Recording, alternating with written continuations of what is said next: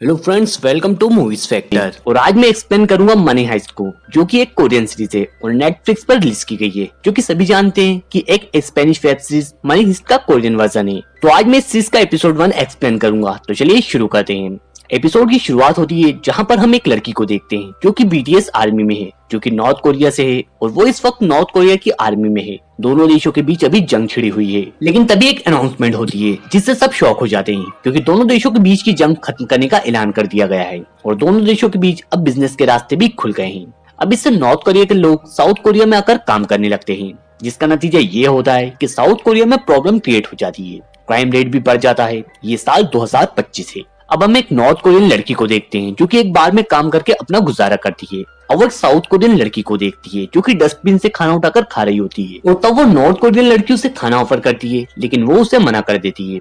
अब next scene में हम उसी लड़की को देखते हैं जहां उसका बॉस उसे ड्रग्स ऑफर करता है और कहता है कि इससे तुम्हारी सारी प्रॉब्लम सॉल्व हो जाएगी। और तभी उसके बॉस के कुछ आदमी उसी साउथ कोरियन लड़की को उठाकर लाते हैं और उसके बॉस को बताते हैं कि ये लड़की उनके पैसे दिए बिना ही यहाँ से भाग रही थी और उसके बदले में हम अब उसकी बॉडी के पार्ट्स बेच देंगे। तब उनका बॉस ये कहता है कि ये एक ड्रग एडिक्ट लड़की है, इसके बॉडी के पार्ट्स कोई भी नहीं खरीदेगा।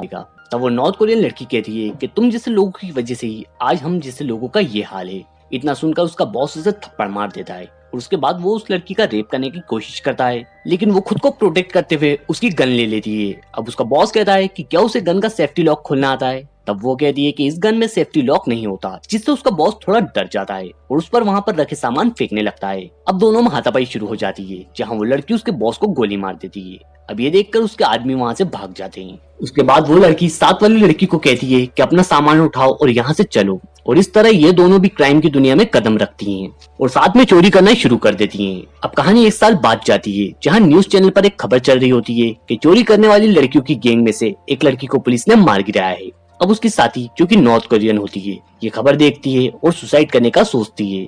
पर तभी वहाँ पर एक शख्स आता है और उस लड़की से कहता है कि वो दुनिया की सबसे बड़ी चोरी करने जा रहा है, जिसके लिए वो उसकी मदद चाहता है और उसके बाद वो जिसकी चाहे मदद कर सकती है और उसकी पूरी लाइफ पूरी तरीके से बदल सकती है। वो उससे कहता है कि यूं भी तो वो अपनी जान देने ही वाली है, उससे अच्छा है कि वो उसकी लाइफ उसे दे दे, और वो मान जाती है। और वो शख्स लड़की को अपना नाम प्रोफेसर बताता है। अब वो लड़की प्रोफेसर से पूछती है कि अगर वो प्रोफेसर है तो उसके स्टूडेंट कहाँ हैं। और फिर हम देखते हैं प्रोफेसर की पूरी टीम को, और वो सबको उस लड़की से इंट्रोड्यूस करवाता है और फिर सबको अपना प्लान बताता है। वो बताता है कि कोई भी किसी को उसके असली नाम से नहीं बुलाएगा और सबको जो नाम दिया जाएगा वो अलग अलग सिटी का नाम होगा। साथ ही कोई भी किसी से कोई पर्सनल रिलेशन नहीं रखेगा।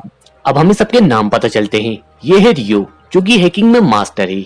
ये है डेनवर, जो कि दिमाग से थोड़ा पैदल है, लेकिन वो एक कमाल का फाइटर है। ये मॉस्को है, जो कि डेनवर का फादर है, जो कि पहले माइंस में काम करता था और अब इनके साथ है। ये है नेरोबी, जो कि बहुत ही ज्यादा झूठ बोलती है। ये हर बड़े क्राइम को खुद से जोड़कर बताती है, मतलब वो बताती है कि ये क्राइम उसने ही किए थे। ये है हेंसिकी और ओस्लो, जो कि एक गैंग का हिस्सा थे, लेकिन इन्होंने उनकी पूरी गैंग को ही खत्म कर दिया था। और दोस्तों, ये है बर्लिन। ये सीरीज का सबसे इंटरेस्टिंग और खतरनाक कैरेक्टर है। ये पहले नॉर्थ कोरिया के काइचेन फॉर्स लेबर कैंप में था, जहां से आजाद होना मतलब मौत पक्की है, लेकिन ये उस मौत को भी मात देकर वहां से फरार हो गया था।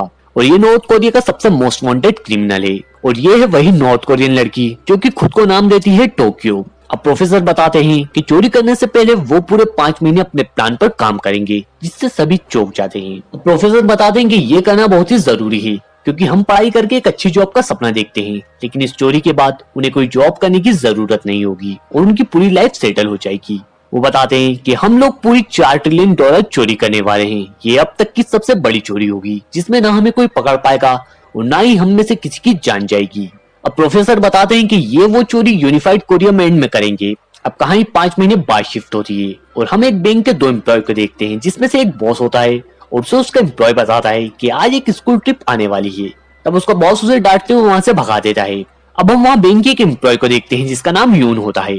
अब वो बॉस उसको किस करने की कोशिश करता है, क्योंकि दोनों का अफेयर चल रहा है, लेकिन यून कहती है कि अब उन्हें ऐसा नहीं करना चाहिए। तब उसका बॉस उससे पूछता है कि क्या तुम प्रेग्नेंट हो, और ये सीन यहीं पर कट हो जाता है। अगले सीन में हम स्कूल की बस देखते हैं, जहाँ कुछ बच्चे बैंक में आ रहे होते हैं। अब टोक्यो और नेरोबी एक लड़की को देखती हैं और प्रोफेसर को उसके बारे में बताती हैं। और अब प्रोफेसर की पूरी टीम भी स्कूल वैन में मास्क लगाए बैठे दिखाई देते हैं। वहीं हम दूसरी तरफ नोट छापने वाले कागज से भरे ट्रक और पुलिस को देखते हैं। और अब रियो बैरिकेड लगाकर उनके डिवाइस को हैक कर लेता है और अब वो अपनी स्कूल वैन उनके आगे लगा देते हैं और ट्रक को घेर लेते हैं और पुलिस के कुछ ऑफिसर्स को पकड़ लेते हैं और उन्हें बांध देते हैं। अब बर्लिन पुलिस की ड्रेस पहन लेता है और एक पुलिस वाले के साथ बैठकर उनके साथ चला जाता है। अब बैंक का सीन हमें दिखाया जाता है जहां स्कूल बच्चों को वहां की गाइड बताती है कि अब नॉर्थ कोरिया और साउथ कोरिया के नोट यहीं पर प्रिंट होते हैं और साथ ही यहाँ साउथ कोरिया के पुराने नोट भी छापे जाते थे। बर्लिन उस पुलिस वाले के साथ बैंक में आता है और गार्ड उससे पूछता है कि ये तो नया बंदा है। अब वो गार्ड बर्लिन से आईडी मांगता है।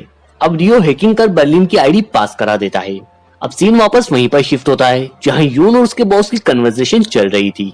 अब यून कहती है कि हाँ वो प्रेग्नेंट है। तब उसका बॉस कहता है कि ये बच्चा उसका नहीं हो सकता और तुम्हें मेरी दौलत से प्यार है, तुम सभी नॉर्थ कोरियन एक जैसे ही होते हो। तब यून कहती है कि वो तो मजाक कर रही थी और फिर यून उससे ब्रेकअप कर लेती है और तभी प्रोफेसर की पूरी टीम मास्क पहने बैंक में इंटर होती है और फायरिंग करना शुरू कर देती है, जिससे सभी लोग बहुत डर जाते हैं। अब वो सभी को एक जगह इकट्ठा करते हैं। अब टोक्यो उस लड़की को ढूंढती है जिसे नेरोबी और उसने शुरू में देखा था और प्रोफेसर को खबर करी थी।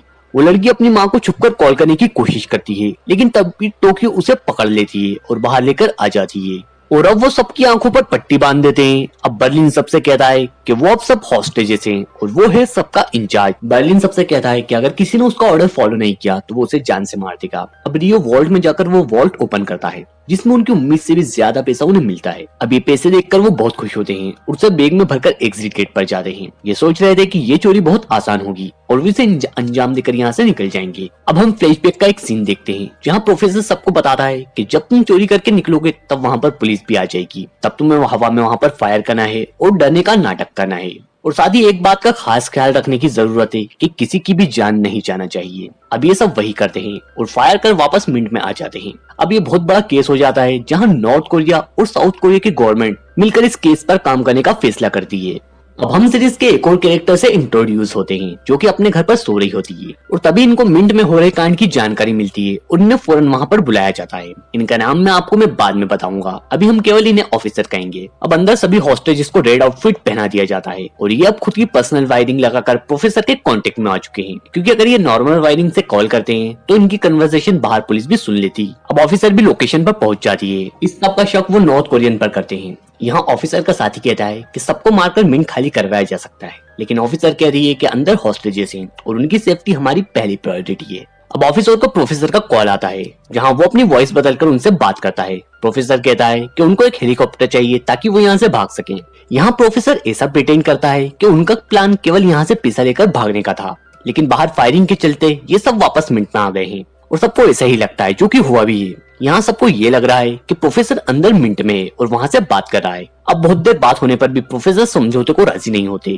प्रोफेसर बताते हैं कि अंदर केवल वो 4 लोग ही हैं, लेकिन ऑफिसर को ये बात गले नहीं उतरती क्योंकि उनके अनुसार केवल 4 लोग इतनी तबाही नहीं मचा सकते।